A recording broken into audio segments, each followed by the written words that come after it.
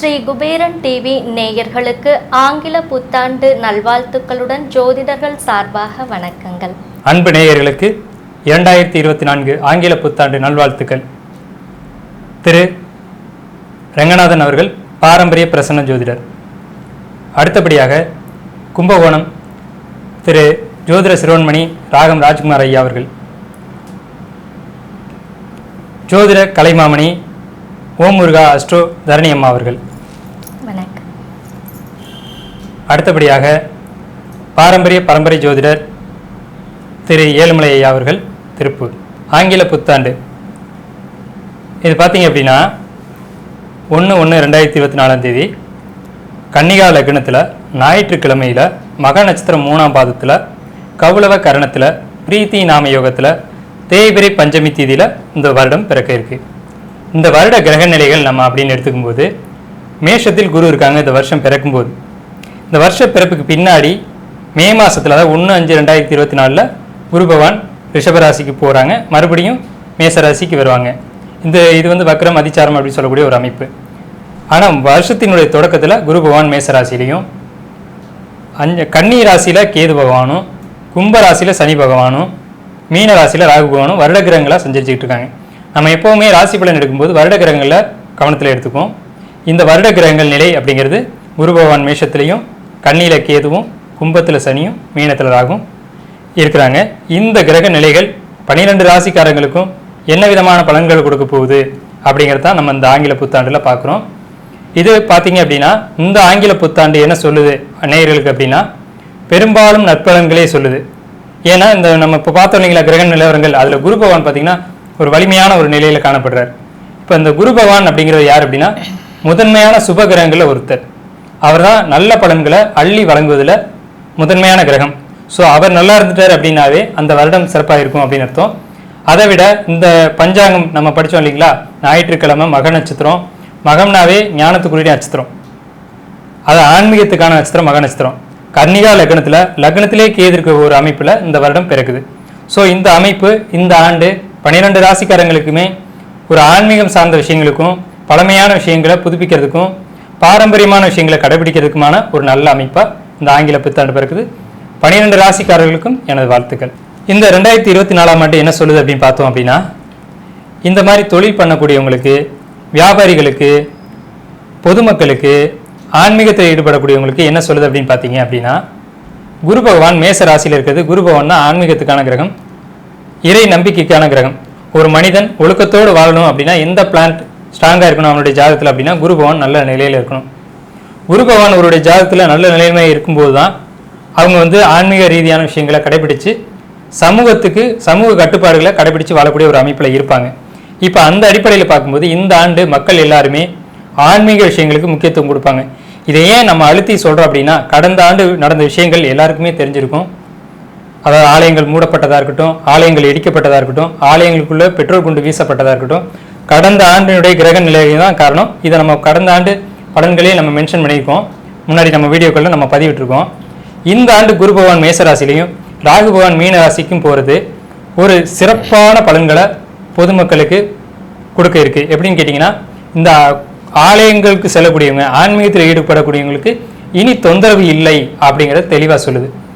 கோயிலுக்கு போகிறவங்க கோயிலுக்கு போகலாம், ஆன்மீகத்தில் ஈடுபடக்கூடியவங்க ஈடுபடலாம், அதனால எந்த பாதிப்பும் இல்லை. ஆனால் கடந்த ஆண்டெல்லாம் எப்படி இருந்தது அப்படின்னு கேட்டிங்கன்னா, கோயிலுக்கு போகிறதுக்கே ஒரு அச்சம். இப்போ ராகு பகவான் அப்படின்றவர் யாருன்னா ஒழுக்கக்கேடான விஷயங்களை தூண்டி விடக்கூடிய ஒரு நபர், அவர் தான் ராகு பகவான் அப்படின்னு சொல்கிறாங்க. இப்போ ராகு பகவான் மீன ராசிக்கு போயிருக்குது, காலபுருஷ ராசிக்கு 12வது ராசிக்கு போயிருக்கிறதுனால ஆன்மீகம் சார்ந்த பயணங்கள் இந்த ஆண்டு அதிகமாகும் அப்படிங்கிற ஒரு விஷயத்த சொல்லுது. அடுத்து பார்த்துக்கிட்டிங்கன்னா சிம்ம ராசியில் மக நட்சத்திரத்திலே இந்த ஆண்டு பிறக்குது அப்படிங்கிறதுனால பெண்களுக்கு அதிகபட்சமாக சுப விஷயங்களை சொல்லியிருக்கு.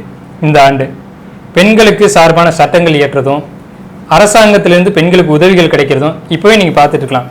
சிம்மம் அப்படிங்கிறது அரசு வீடு, சந்திரன்றது பெண் கிரகம். அப்போ பெண்களுக்கு இந்த ஆண்டு அரசு அதிகமான உதவிகளை செய்யும். மத்திய அரசாங்கம் இருக்கட்டும், மாநில அரசாங்கமாக இருக்கட்டும், அரசாங்கம் பொதுவாக பெண்களுக்கு அதிகமாக சப்போர்ட் பண்ணும். இருந்தாலும் கூட பெண்களுக்கு சில இடர்பாடுகள் இந்த ஆண்டு உண்டு அப்படிங்கிறத நம்ம மறுக்க முடியாது. ஏன்னா ஜோதிடரோட கடமை என்னென்னா, நடக்கக்கூடிய நல்லதையும் சொல்லணும், நடக்கக்கூடியதை எச்சரிக்கையும் செய்யணும், அந்த அந்த வகையில் பார்க்கும்போது இந்த சந்திரனை சனி பகவான் கும்பராசிலேருந்து பார்க்குறார். அந்த சனியினுடைய பார்வை பெண்களுக்கு ஒரு சில நெருக்கடிகளை இந்த ஆண்டு ஏற்படுத்தும். கும்பராசி சனி பகவான் என்ன சொல்றார் அப்படின்னு கேட்டிங்கன்னா, கும்பம் அப்படின்றது கோயில். இந்த ஆண்டு எல்லா ஆலயங்களும் புதுப்பிக்கப்படும், கும்பாபிஷேகங்கள் நடத்தப்படும் அப்படிங்கிறத கும்பராசியில் இருக்க சனி பகவான் சொல்றார். பழமையான ஆலயங்கள், பல ஆயிரம் வருடங்களாக கும்பாபிஷேகமே பண்ணாமல் மூடப்பட்ட ஆலயங்கள் இந்த ஆண்டு எடுத்து புதுப்பிச்சு கும்பாபிஷேகம் பண்ணுவாங்க அப்படிங்கிறத இந்த கும்பராசியில் கூடிய சனி பகவான் சொல்றார். அப்போ இந்த ஆண்டு ஆன்மீகத்துக்கான ஆண்டாகவும், சுபிச்சத்துக்கான ஆண்டாகவும், விவசாயத்துக்கு ஏற்ற ஆண்டாகவும், தொழில் பண்ணுறவங்களுக்கு அபரிதமான லாபங்களை கொடுக்கக்கூடிய ஆண்டாகவும் இந்த ஆண்டு இருக்குது. குறிப்பாக காய்கறிகளுடைய விலை ஏற்றம் இறக்கங்கள் அடிக்கடி இருந்துக்கிட்டே இருக்கும். ஆனால் பொதுமக்களுக்கு அது ஒரு பெரிய பாதிப்பை ஏற்படுத்தாது. பணவீக்கம், பணவாட்டம் அப்படிங்கிறது இந்த ஆண்டு இருக்காது. பொருளாதாரம் எல்லாருடைய கைகளிலும் சீராகவும் சிறப்பாகவும் இருக்கும் அப்படிங்கிறத இந்த ஆண்டு கிரக நிலைகள் சொல்லுது. 90% இந்த ஆண்டு பலன்கள் அப்படிங்கிறது மக்களுக்கு நற்பலன்களையே செய்து, ஒரு 30% தான் சின்ன சின்ன இடர்பாடுகளை மக்களுக்கு சொல்லுது. இப்போ இந்த ஆண்டு 12 ராசிக்காரங்களுக்கும் என்ன விதமான பலன்களை கொடுக்குது? ஏன்னா ஒவ்வொரு ராசிக்காரங்களும் ஒவ்வொரு எதிர்பார்ப்போடு இருப்பாங்க. அப்போ எங்கள் ராசிக்கு இந்த ஆண்டு வீடு கிடைக்குமா, வாகனம் வாங்குவோமா, வீடு கட்டுவோமா, குழந்தை கிடைக்குமா, திருமணம் ஆகுமா, இப்படின்ற கேள்விகள் உங்களுக்குள்ளே இருக்கும். அதனால என்ன பண்ணுறோம் அப்படின்னா, ஒவ்வொரு ராசிக்குமான பலன்களை இப்போ நம்ம விரிவாக பார்க்க இருக்கோம். 12 ராசிக்குமான பலன்களை நம்ம விரிவாக பார்ப்போம். காலபுருஷ ராசியில் 12வது ராசின்னு சொல்லக்கூடிய இந்த மீன ராசி. இந்த மீன ராசிக்காரங்களுக்கு 2024 புத்தாண்டு என்ன விதமான பலன்களை கொடுக்க காத்துக்கிட்டு இருக்கு அப்படிங்கிறத நம்ம பார்க்குறோம். புத்தாண்டு வந்துட்டாலே ராசி பலன் கேட்கணும் அப்படின்ற பழக்கம் நம்ம இடையே வந்துருச்சு. இப்போ இந்த மீன ராசி சுக்கிரன் உச்சமடையக்கூடிய ராசி. சுக்கிரன் அப்படின்றதான் நம்மளுடைய லக்ஸரி லைஃபுக்கு சுக்கிரன் ரொம்ப முக்கியம். அப்போ இந்த சுக்கிரனை ஆக்டிவேட் பண்ணும்போது தான் நமக்கு லக்ஸரியான லைஃப் கிடைக்குது. அது மீன ராசிக்காரங்க அதிகமாக அதை ஆக்டிவேட் பண்ணுவாங்க. எப்படின்னா தூக்கத்தின் மூலமாக ஆக்டிவேட் பண்ணிடுவாங்க. இப்போ இந்த மீன ராசி எப்படி கேரக்டர் இருக்கும் உங்களுக்கு அப்படின்னா, ஒரு மீன் இன்னொரு மீனோட வாழை கவின மாதிரி தோற்றம் இருக்கும். அப்படின்னா என்ன அர்த்தம்னா, இது ஒரு கதை இருக்குது, நண்டு கதை இருக்குது. ஒரு பானையில் நண்டுகள்லாம் ஏறிச்சான். அந்த முதல் நண்டு ஏறும்போது கடைசி நண்டு இழுத்து விட்ரும். சரி, இந்த கீழே இருக்க நண்டு மேலே ஏறும்போது அந்த விழுந்த நண்டு திருப்பி மேலே இந்த நண்டை இழுத்து விட்ரும். அப்படின்னா என்ன அர்த்தம்னா, வளர விடாத ராசின்னு அர்த்தம். நானும் வளர மாட்டேன், நீயும் வளரப்படாது அப்படிங்கிறது அதோட கண்டிஷன். ஸோ இந்த மீனராசி உங்களுடைய கேரக்டர் குணாதிசயங்களை கொஞ்சம் மாற்றிக்கணும். தன்னோட வேலை உண்டு தான் உண்டு அப்படின்ற போக்கில் நீங்கள் போக ஆரம்பிச்சிடணும். இந்த வருஷம் உங்கள் ராசி மீதே ராகு இருக்கிறது என்ன சொல்லுது அப்படின்னு கேட்டிங்கன்னா, உங்களுடைய எண்ணங்களை நீங்கள் சீர் செய்யணும் அப்படின்னு சொல்லுது. உங்களை நீங்கள் பட்ட தீட்டணும். நம்மளுடைய சிந்தனைகள் கரெக்டாக, நம்மளுடைய செயல்பாடுகள் கரெக்டாக, நம்ம செய்யக்கூடிய விஷயங்கள் நம்மளை பாதிக்குதா மற்றவங்களை பாதிக்குதா அப்படின்றத நீங்கள் செக் பண்ணணும். எப்போவுமே கழுவுற மீனில் நடுவுற மீனராசி அப்படின்னு சொல்லுவாங்க. ஒரு பிரச்சனையை கிரியேட் பண்ணி விட்டு ஓடி ஒதுங்கிற ஆள் மீனராசிக்காரங்க. ஸோ இந்த மாதிரி சம்பவங்கள் இதெல்லாம் நீங்கள் உங்களை நீங்கள் சரி பண்ணிக்கணும். ஏன்னா உங்களுக்கு பின்னாடி விரைச்சனி தொட்டாச்சு. விரைச்சனியினுடைய பாதிப்புகளை நீங்கள் கடந்த 2021 அனுப்பிச்சிட்டு வரீங்க. இனி அது வர காலகட்டங்களில் இன்னும் 7 சனி அதிகமான பாதிப்புகளை உங்களுக்கு கொடுக்க போகுது அப்படிங்கிற ஒரு பதட்டத்தில் நான் இந்த ஒரு விஷயத்தை சொல்கிறேன். அதே நேரத்தில் உங்களுக்கு இந்த குரு பயிற்சி மிகப்பெரிய பூஸ்டாக இருக்க போகுது. எப்படின்னு கேட்டிங்கன்னா, உங்களுடைய 7ஆம் வீட்டை குரு பகவான் பார்க்க போகிறார். 7ஆம் வீட்டை குரு பகவான் பார்க்கும்போது நண்பர்கள், உறவினர்கள், உங்களுடைய சப்போர்ட்டோட நீங்கள் இந்த 7 சனி பாதிப்பு இல்லாமல் கடந்து வர முடியும். இந்த 2024 காலகட்டங்கள் மட்டும் நான் சொல்கிறேன். அப்புறம் 2025 குரு பகவான் மாறுவார். அவருடைய பார்வை வேறு பக்கம் போகும், 8ஆம் வீட்டுக்கு போகும். அப்புறம் அது கொஞ்சம் தடுமாற்றமாக இருக்கும். ஆனால் இந்த 2024 ஆண்டை பற்றி மட்டும்தான் நம்ம ஃபோக்கஸ் பண்ணிகிட்டு இருக்கோம். இந்த 2024 ஆண்டில் இந்த குரு பகவான் உங்களை காப்பாற்றுறார். இதுதான் என்னுடைய தீர்வு. சரி, இப்போ உங்களுக்கு விரைச்சனி என்ன கொடுக்கும் அப்படின்னு சொன்னால், பாதங்களில் பிரச்சனை கொடுக்க வாய்ப்புண்டு. அதனால் பாதங்களை நீங்கள் கொஞ்சம் க்ளீனாக இது பண்ணி வச்சுக்கணும். நடக்கும்போது பார்த்து நடக்கணும், கீழே விழுந்துடாமல் நடக்கணும். ஸோ நீங்கள் ரொம்ப முக்கியமாக கவனம் எடுத்துக்கொண்டது பாதங்களில் தான். அதே மாதிரி பார்த்தீங்க அப்படின்னா, அதிகமாக தேவையில்லாமல் பேசக்கூடாது யார்ட்டையும். ஏன்னா 7 சனி எப்போவுமே பேச்சு மூலமாக தான் பிரச்சனைகளை கிரியேட் பண்ணும். அதே மாதிரி சிந்தனைகள், நம்ம சிந்தனைகளை கவனம் செலுத்த, நல்லா தூங்கணும். முக்கியமானது தூக்கம். தூக்கமின்மை இந்த வருடம் உங்களுக்கு ராகு பகவான் ஏற்படுத்த. ஏன்னா தூக்கமின்மைக்கான கிரகமே ராகு தான். ராசி மேலே ராகு ஏறிட்டாவே பேராசைகளை தூண்டி விட்டு வேடிக்கை பார்ப்பார். இது வேணும், அது வேணும், அதை அடையணும், இதை அடையணும் அப்படின்னு நீங்கள் பேராசைப்படும் போதே ராகுவினுடைய வேலை செய்யறதுக்கு அவர் எளிமையாக போயிடும். அந்த பேராசையும் பின்னாடி நீங்கள் ஓடிட்டு இருக்கும்போது இந்த 7 சனி அவங்களுடைய வேலை செய்யறதுக்கு ஒரு ஆயத்தம் ஆகிடும். இப்போ என்ன செய்யணும், நீங்கள் பேராசையை விடணும். இருக்கிறது போதும், நமக்கு என்ன தேவை அதோடு நம்ம நிறுத்திக்கணும். இதுதான் நான் மீனராசிக்கு நான் கொடுக்கக்கூடிய அட்வைஸ். பரிகாரம் அப்படின்னு பார்த்தீங்கன்னா, நண்பர்கள், உறவினர்களை அனுசரித்து போகணும். இதுதான் பரிகாரம். அடுத்து இதை தொடர்ந்து அஸ்ட்ரோ தரணியமா அவங்களுடைய கருத்தை சொல்லுவாங்க. மீன ராசி நேயர்களே, பிறக்க போகும் புத்தாண்டு வரும் 2024 வருடம் மீனராசி அன்பர்களுக்கு என்ன மாதிரியான நற்பலன்களை வாரி வழங்க காத்துட்ருக்கு அப்படிங்கிறத பார்ப்போம். மீனராசியை பொறுத்த வரைக்கும் நீங்கள் இயல்பிலேயே உணர்ச்சி வசப்படக்கூடியவர். ஏன்னா நீர் ராசி உபய நீராகவும் இருக்குது. அடுத்தவர்களுக்கு அதிக அளவுக்கு பிரயோஜனங்களை தரக்கூடியவராக நீங்கள் இருப்பீங்க. இந்த நேரத்தில் நீங்கள் மீனராசி அன்பர்கள், அதாவது சந்திரன் மேலே ராகுவினுடைய சஞ்சாரகதி இருந்துட்டுருக்கு. பொதுவாக சந்திரன் இடது கண்ணுக்கு காரகத்துவம் அப்படின்ற வகையில் இருக்கும். கண் சார்ந்த பிரச்சனைகளில் நீங்கள் கவனத்தோடு இருக்கணுங்க. அடுத்ததாக சந்திரன் உடலுக்கு காரகன் அப்படிங்கிறதுனால உடல் நலத்தில் அக்கறை காட்ட வேண்டியது இருக்குங்க. ராகுவை பொறுத்த வரைக்கும் எக்ஸ்ரே ஸ்கேன் போன்ற விஷயங்களுக்கு காரகம் அப்படிங்கிறதுனால மீனராசி அன்பர்களுக்கு எக்ஸ்ரே எடுக்கிறது, ஸ்கேன் எடுக்கிறது தொடர்பான விஷயங்களில் கவனம் செலுத்தினீங்க அப்படின்னா நல்லா இருக்கும்.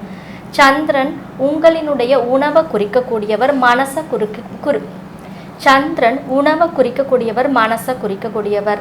மனோகாரகன் சந்திரன் ராகுவோடு சேர்ந்து பயணிக்கிறதுனால மனதில் இனம் புரியாத தேவையற்ற நச்சு சிந்தனைகள் அப்படின்னே சொல்லலாம்.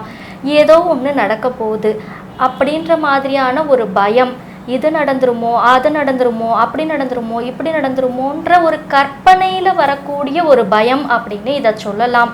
ஏன்னா அதை விகாரப்படுத்துதல், ராகுன்னா விகாரப்படுத்துவார் அப்படின்னு அர்த்தம். மனசை விகாரப்படுத்துவார், சாந்தம் இல்லாத ஒரு தன்மையை உருவாக்குவார், அமைதியை தேடி அலைய வைப்பார். ஆகையினால மனதில் குழப்பங்களும் பதற்றங்களும் உருவாகக்கூடிய சூழல்களும் கற்பனையினால் வரக்கூடிய பயங்களும் அதிகரிக்கும். அப்படிங்கிறதுனால மீனராசி அன்பர்கள் இந்த விஷயங்களில் சற்று எச்சரிக்கையாக இருக்க வேண்டியது அவசியங்க. அடுத்ததாக மீனராசியை பொறுத்த வரைக்கும் குரு பகவானினுடைய சஞ்சாரகதி 2ஆம் இடத்துல இருந்துட்டுருக்கு. உங்களுக்கு 12ஆம் இடத்துல சனி பகவான் சஞ்சாரம் ஏற்கனவே நடந்துட்டு இருக்கிறதுனால விரயச்சனியாக இருக்கிறார். அதாவது நிறைய விரயங்கள் பண்ணிட்டோம், இதுக்கு மேலே பண்ணுறதுக்கு ஒன்றுமே இல்லை அப்படின்ற நிலையில் மீனராசி என்பர்கள் இருந்துட்டுருப்பீங்க. ஆனாலும் 2ஆம் இடத்துல இருக்கக்கூடிய குரு பகவானினுடைய சஞ்சாரம் உங்களுக்கு தன வரவுகளையும் தன பிராப்தங்களையும் கொடுத்துட்ருப்பாரு. அதனால தான் விரயச்சனி கொடுக்கக்கூடிய அத்தனை விஷயங்களையும் எளிதில் சமாளித்து வெற்றி காணக்கூடிய ஆளாக நீங்கள் இருந்துட்டுருக்கீங்க. இந்த குரு பகவான் 6ஆம் இடத்தை வலுப்படுத்தக்கூடிய காரணத்தினால எதிரிகள் நோய் தொந்தரவுகள் இருந்தாலுமே கூட அது நீங்கக்கூடிய வாய்ப்புகள் உருவாகி இருக்கு. ஏற்கனவே இருந்த பழைய கடன்களை கூட கட்டி முடித்து நிவர்த்தனம் செய்யக்கூடிய வாய்ப்புகளும் உங்களுக்கு உருவாகி இருக்குங்க. 7ஆம் இடத்துல கேது பகவானினுடைய சஞ்சாரகதி இருந்துட்டு இருக்கிறதுனால வெகுஜன தொடர்பு அப்படின்னு சொல்லக்கூடிய விஷயங்கள்ல கொஞ்சம் கவனத்தோடு இருக்கணுங்க. ஆனால் அதே நேரத்தில் பொதுமக்கள் சேவையில் ஈடுபட்டிருக்கக்கூடிய மீனராசி அன்பர்களுக்கு சாதகமான சூழ்நிலையும் மக்களினுடைய ஆதரவும் இருக்குங்க. சில நேரங்களில் கணவன் மனைவி இடையே சற்று ஒரு விதமான அந்யோன்ய குறைவுகளும் பதட்டமான சூழ்நிலைகளும் உருவாகக்கூடும். ஆனாலும் பிரச்சனை இல்லைங்க. குரு பகவான் குடும்பஸ்தானத்திலேயே அமர்ந்து உங்களுக்கு எல்லா பிரச்சனைகளையும் தீர்த்து வைக்கக்கூடிய விஷயத்துல தான் இருந்துட்டுருக்கிறாரு. இந்த வருடத்தினுடைய மத்தியம பகுதியில் குரு பகவான் 3ஆம் இடத்துக்கு சஞ்சாரம் செய்யும் நிலையிலும் உங்களினுடைய தகவல் தொடர்பு சார்ந்த விஷயங்கள் சிறப்பாகவே இருக்குங்க. ஆக மொத்தம் இந்த ஆண்டில் நீங்கள் ராகு பகவான் சந்திரன் மேலே பயணிக்கிறதுனாலையும் விரயச்சனி நடக்கிற காரணத்தினாலையும் நீங்கள் சர்ப்ப வழிபாடையும் செய்யுங்க. அதே நேரத்தில் சனி பகவானினுடைய ஆசையை பெறுவதற்கான முயற்சிகளையும் செய்யுங்க. இப்போ அழகாக சொல்லியிருக்காங்க பரிகாரங்கள் என்னென்ன, சர்ப்ப வழிபாடு என்ன, ராகுகேதுவோட பாதிப்பு இருக்குது, அதே மாதிரி எண்ணங்களில் கொஞ்சம் கவனமாக இருங்க, விகாரமான எண்ணங்கள் வரும், அதே மாதிரி உங்கள் உடம்பை எக்ஸ்ரே பண்ணி பாருங்கள், எக்ஸ்ரே பண்ண வேண்டிய சூழ்நிலை வரும் அப்படின்றதெல்லாம் சொல்லியிருக்காங்க. ஸோ அருமையான தகவலை கொடுத்துருக்காங்க மீனராசிக்கு. இந்த நேரத்தில் அந்த விரைச்சனி காலகட்டங்களில் தேவையான அட்வைஸை அழகாக முழுமையாக கொடுத்துருக்காங்க. அடுத்து பார்த்திங்கன்னா நம்ம கும்பகோணம் ராகம் ராஜ்குமார் ஐயா அவங்களுடைய மேலான கருத்துக்களை பதிவு பண்ணுவாங்க மீனராசி. இது மீனம் அப்படின்னாலே எப்பவுமே சுத்தமாக இருக்கணும் அப்படின்னு சொல்லக்கூடிய ராசி. அவங்க எப்பவுமே சுத்தமாக இருப்பாங்க. அதுதான் நம்ம கர்மாவை சுத்தம் பண்ணக்கூடிய ராசி. நம்ம இனி பிறப்பில்லாத ஒரு நிலை அப்படிங்கிற இதை சொல்லக்கூடியது அந்த மீனராசி தான். அதுதான் மோட்ச வீடுன்னு சொல்லியிருப்பாங்க. அடுத்தது இந்த மீனராசிக்காரவங்க எப்பவுமே சுகபோகமாக வாழணும் அப்படின்னு எதிர்பார்ப்பாங்க, லக்ஸூரியாக வாழணும் அப்படிங்கிறத இருப்பாங்க. இப்போ அவங்களுக்கு வந்து பணியாட்கள் இருக்கணும் அப்படிங்கிற மாதிரி ஒரு இதெல்லாமே உண்டு. ஏன்னா ரங்கநாதர் அவங்க அந்த பாதம் தான் அந்த உச்சம், அந்த பாதம் வந்து வானோக்கி இருக்கும்போது தான் அவங்க வந்து சுகபாகமான ஒரு நித்திரை அந்த மாதிரி வரும். பக்கத்தில் பார்த்திங்கன்னா ஸ்ரீதேவி பூதேவி உட்காந்து அந்த ரங்கநாதரோட பாதத்தை பிடிச்சிட்டு இருப்பாங்க. இப்போ ரங்கநாதரோட அந்த கால் கட்டை விரலில் தான் அந்த பிரபஞ்ச அறிவு வந்து நம்மளுக்கு வந்துகிட்டே இருக்குது அப்படின்னு வந்து சொல்லுவாங்க. அந்த உச்சபட்ச அறிவு அப்படிங்கிறது வந்து அந்த சுக்கிரனை வழிபடும் போது, அந்த ரங்கநாதரை வழிபடும் போது தான் நம்மளுக்கு வந்து எல்லாமே வந்து கிடச்சிட்டே இருக்கும். அது எல்லா துறைகள்லேயும் சரி, அது அந்த மாதிரி அவங்களுக்கு அடிக்கடி அந்த இன்ட்யூஷன் பவர் வந்துகிட்டே இருக்கும் அப்படின்னு வந்து சொல்லியிருக்காங்க. இப்போ மீனராசி அப்படின்னு நம்ம பார்க்குறப்போ இந்த 2024 புத்தாண்டு பலன்களில் இப்போ மீனத்தில் ராகு பகவான் இருக்கார். இப்போ ராகு பகவான் அந்த மீன ராசியில் இருக்கும்போது அவங்களுக்கு வீண் அலைச்சல் இருக்கும், இடமாற்றங்கள் இருக்கும், கெட்ட பேர் அந்த மாதிரி இதெல்லாமே வந்து தேவையில்லாத விஷயங்களில் ஈடுபடுறதுனால இந்த மாதிரி இதெல்லாமே வரதுக்கான வாய்ப்புகள் அவங்களுக்கு ரொம்பவே இருக்குது. இருந்தாலும் இந்த லக்னாதிபதியே 2ஆம் இடத்துல இருக்கிறதுனால குடும்பம் சார்ந்த அந்த சிந்தனையே அவங்களுக்கு அதிகமாக இருக்கும். குடும்பம், கல்வி, இந்த மாதிரி விஷயங்கள் அவங்களுக்கு அதிகமாக இருக்கும். நம்ம வந்து சொல்ல வந்து காப்பாற்றணும் அப்படிங்கிற ஒரு சிந்தனை அவங்களுக்கு அதிகமாக இருக்கும். ஏன்னா அது 6ஆம் இடத்தை வந்து அது சிம்ம வீடு 6ஆம் வீட்டை வந்து பார்க்குது. அப்போ நம்ம செய்யக்கூடிய வேலைகளில் கவனமாக இருக்கணும், நம்ம சாப்பாடு எல்லா விஷயங்கள்லையுமே வந்து ஒரு பாசிட்டிவாக நடக்கணும் அப்படிங்கிற ஒரு எதிர்பார்ப்பு அவங்களுக்கு வரும். அதே போல் 2ல் வந்து குரு இருந்தாலும் 10ஆம் இடத்தையும் வந்து குரு வந்து பார்வை செய்யுது, 10ஆம் இடத்தையும் அந்த 8ஆம் இடத்தையும் வந்து பார்வை செய்யுது.